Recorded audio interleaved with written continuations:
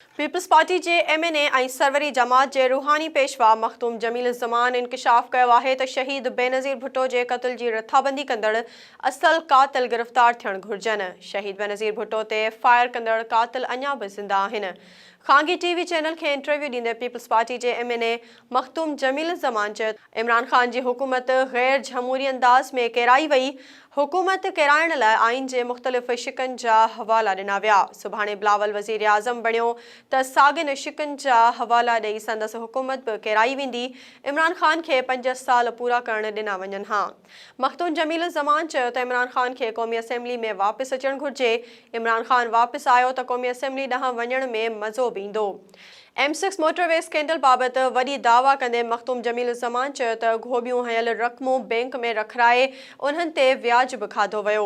मखदूम जमील ज़मान चयो त motorway mega scandal के केतिराई इदारा जांच करे रहिया आहिनि।